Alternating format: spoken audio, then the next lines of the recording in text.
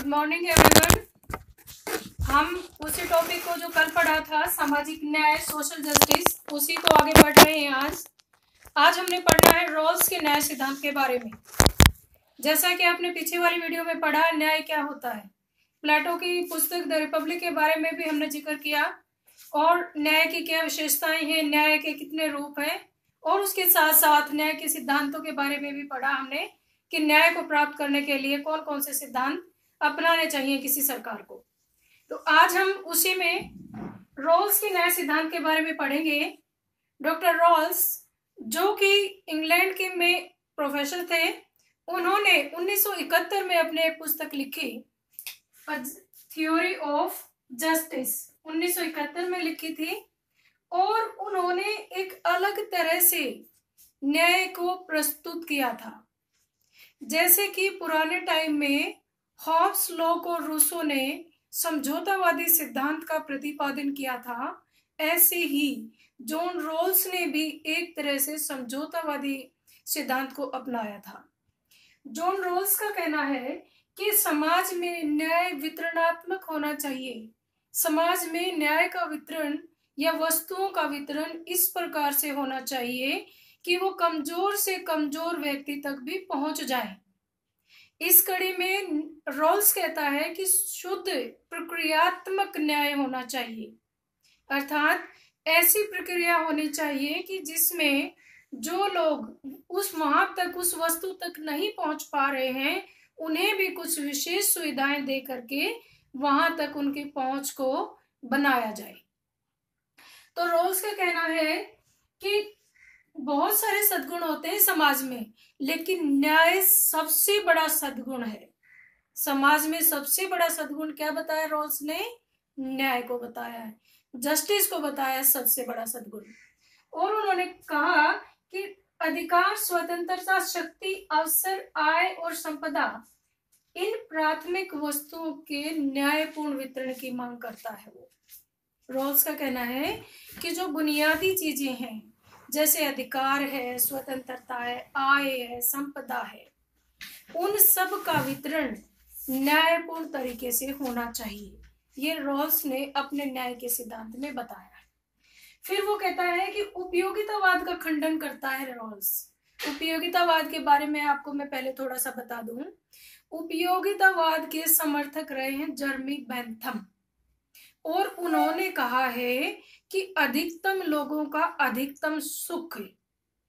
उनके अनुसार कि जो चीज, जो बात, जो संस्था या जो भी निर्णय ज्यादा से ज्यादा लोगों को सुख पहुंचाए, उसे मान लेना चाहिए। अगर कोई निर्णय ऐसा है जो ज्यादा लोगों को दुख पहुंचाए, उसे नहीं मानना चाहिए। लेकिन रॉल्स कहता है कि इससे उन लोगों को क्या फायदा होगा जो ज्यादा लोगों में नहीं आते, यानी जो बहुसंख्या में नहीं है, जो कम है, जो उस विचार से, कुछ लोग ऐसे हैं जो उस विचार को नहीं मानते, जिनका उस विचार से कोई संबंध नहीं है, फायदा उनको नहीं मिलता, तो उन लोगों को न्याय कैसे दिया जाए। तो रॉल्स उपयोगितावाद का खंडन करते हैं, क्योंकि उपयोगितावाद बहुसंख्या के आधार पर न्याय देता है। रॉल्स का कहना है कि न्याय तो तभी माना जाएगा जब कमजोर से कमजोर व्यक्ति को भी उसका लाभ मिले। रॉल्स ने कहा है कि समाज एक जंजीर की तरह है, और कोई भी जंजीर अपनी सबसे कमजोर कड़ी से ज्यादा मजबूत नहीं होती। अंडरस्टैंड? कि एक जंजीर है और उसकी जो सबसे कमजोर कड़ी है, तो ये मान लो कि जंजीर उतनी ही कमजोर है। रॉल्स ने कहा है कि समाज एक जंजीर की तरह है, और कोई भी जंजीर अपनी सबसे कमजोर कड़ी से ज्यादा मजबूत नहीं होती। इसलिए उन्होंने उपयोगितावाद का खंडन किया है और शुद्ध प्रक्रियात्मक तरीके से न्याय देने की वकालत की है। अब इस तरह का न्याय कैसे प्राप्त किया जाए? रॉल्स ने कहा है कि इस तरह से सबको न्याय देने के लिए हमें अपनी मूल स्थिति में जाना पड़ेगा, मूल प्रकृति में जाना पड़ेगा। मूल स्थिति में हमें ये नहीं पता कि हम किस वातावरण में रह रहे हैं। रॉल्स ने बताया कि व्यक्ति को अगर हम कोई नियम बनाने के लिए बोल दें, तो प्रत्येक व्यक्ति अपने हित के बारे में ही सोचेगा कि ये मानव की अपनी मतलब मानव इसी प्रकार की प्रवृत्ति का होता है कि कहीं ना कहीं वो अपने हित के बारे में अवश्य ही सोचेगा, और तब तो जरूर सोचेगा जब उसको ये पता हो कि उसके द्वारा आज लिया गया निर्णय कल कल आने वाली पीढ़ी के लिए या उसके खुद के लिए भी कुछ न मतलब उसके ऊपर भी लागू होगा, तब तो वो जरूर अपने बारे में सोचेगा। तो इस स्थिति में रोल्स कहता है कि हमें अज्ञानता के पर्दे में रह करके निर्णय लेना है। वेल ऑफ इग्नोरेंस, ये बहुत ही इंपॉर्टेंट टर्म है इनकी। वेल ऑफ इग्नोरेंस, अज्ञानता का पर्दा, अज्ञानता का आवरण। रोल्स का कहना है कि जब भी हम निर्णय लेते हैं, जब भी कोई भी समाज निर्णय लेता है, तो उसे ये नहीं पता होना चाहिए कि उसका भविष्य में वो कहाँ पैदा होने वाला है, उसके ऊपर उन नियमों का क्या असर पड़ने वाला है। तो तब तो वो फिर मान लो कि अपना सेल्फिश होकर भी अगर निर्णय लेगा तो भी अपने आप को कम से कम स्थिति में आकर के निर्णय लेगा। अब एक छोटी सी बात है, मान लीजिए कि हमारा हॉल, हम सभी बैठते हैं इसमें, और मुझे बोल दिया जाए कि फैन लगवाने हैं इस हॉल में, एक या दो ही पंखे लगेंगे, तो मैं क्या सोचूंगी कि मैं ये निर्णय लूंगी इस तरह कि वो दो फैन इस तरह डायरेक्शन में लगने चाहिए कि हर कोने में उसकी हवा पहुंचे, क्योंकि मुझे नहीं पता मुझे कहाँ बैठना है।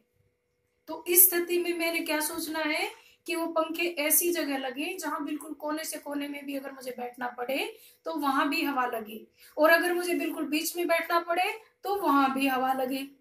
इसका मतलब मैं विवेकशील तो हूं, ये तो मुझे पता है कि पंखे ने हवा देनी है, और ये भी मुझे पता है कि सबने यहाँ बैठना है, लेकिन मुझे ये नहीं पता कि मेरी पर्टिकुलर मेरा स्थान कहाँ होगा।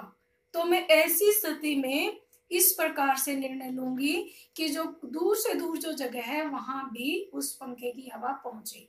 अंडरस्टैंड? तो रोल्स इसी तरह बता रहा है कि जब हम निर्णय लेते हैं तो हमें अज्ञानता के पर्दे में जाकर के निर्णय लेना है। हमें नहीं पता कि हमारी आगे आने वाले समाज में हमारी स्थिति क्या होगी। तो जब व्यक्ति इस तरह से निर्णय लेगा तो वो कमजोर से कमजोर स्थिति के बारे में भी सोचेगा, और अपर से अपर, अगर मान लो सोचेगा व्यक्ति अगर मेरा उच्च परिवार में जन्म हो गया तो वहां भी मैं सुरक्षित रहूं, और अगर मेरा निम्न परिवार में मान लो हो गया जन्म तो वहां भी मेरे अधिकार सुरक्षित रहे, तब व्यक्ति सही प्रकार से निर्णय ले पाएगा। इसे कहा है रोल्स ने वेल ऑफ इग्नोरेंस, अज्ञानता का पर्दा। तो रोल्स के जो विचार हैं न्याय के ऊपर, उसमें दो चार चीजें महत्वपूर्ण है। एक तो वो कहता है कि सबको जो बुनियादी जरूरतें हैं वो सबकी पूरी होनी चाहिए, जैसे अधिकार है, स्वतंत्रता है, आय, संपदा, ये सब का वितरण बराबर बराबर होना चाहिए। रोल्स ने वितरणात्मक न्याय दिया। ठीक है। तो दूसरी बात उसने कहा कि मूल स्थिति में आ जाओ, हमें नहीं पता हम कहाँ है, कहाँ हमारा आगे भविष्य होने वाला है, उस स्थिति में रह करके निर्णय लेना है। अंडरस्टैंड? तो उसी का है उसने वेल ऑफ इग्नोरेंस, अज्ञानता का पर्दा, और रोल्स की पुस्तक का नाम है ए थ्योरी ऑफ जस्टिस। तो इस तरह से रोल्स ने ये उपयोगितावाद का खंडन किया है, सद्गुण ही सबसे बड़ा सद्गुण न्याय है ये बताया है, और अज्ञानता के पर्दे में रह करके निर्णय लेना है।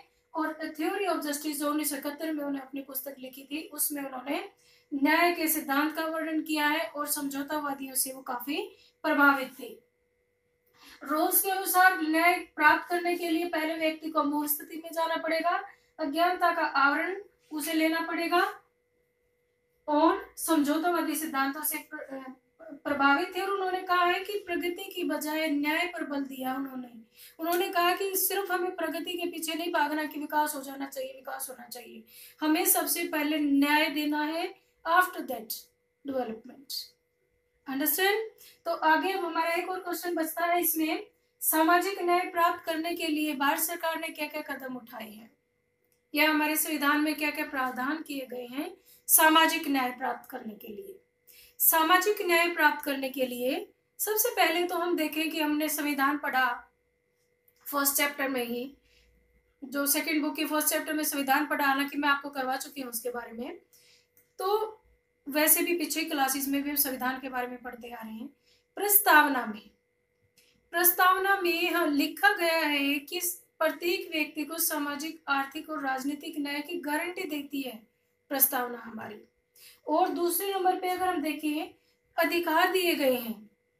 संविधान के 3 अध्याय में लोगों को मौलिक अधिकार दिए गए, 6 प्रकार के मौलिक अधिकार दिए गए हैं, जिनमें सबसे पहले समानता का अधिकार, जिसमें आर्टिकल 14 में कानून के समक्ष समानता, कानून के समान संरक्षण, इसकी बात कही गई है।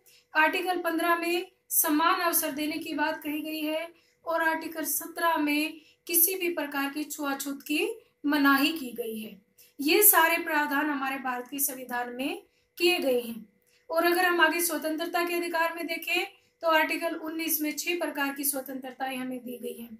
घूमने फिरने की, बोलने की, या संघ बनाने की, अपने विचार रखने की, अपना कोई भी पेशा अपनाने की, इस तरह से हमें 6 स्वतंत्रताएं दी गई हैं, जो कि हमें सामाजिक समानता की तरफ अग्रसर करती हैं। और उसके साथ साथ संविधान के 4थे अध्याय में राज्य नीति के निर्देशक सिद्धांत, जो मैंने यहाँ थोड़ा सा लिखा भी है, राज्य नीति के निर्देशक सिद्धांतों के माध्यम से भी सामाजिक न्याय प्रदान करने की पूरी कोशिश की गई है। और इन सिद्धांतों के अंतर्गत सरकारों से ये अपेक्षा की जाती है कि वो अपने नागरिकों के कल्याण के लिए ज्यादा से ज्यादा योजनाएं बनाएं। तो इस तरह से हमारे संविधान में सामाजिक न्याय देने के लिए बहुत सारे तरीके अपनाए गए हैं। और आजकल आप देखते होंगे कि गरीब तबके के लिए, कमजोर वर्ग के लिए, अनुसूचित जाति जनजाति के लिए आरक्षण की व्यवस्था की गई है, ताकि वे भी समाज में अपना बराबर का स्थान बना सके। अंडरस्टैंड? तो यहाँ पर हमारा टॉपिक कंप्लीट होता है। आई होप आप समझ गए होंगे। Thank you.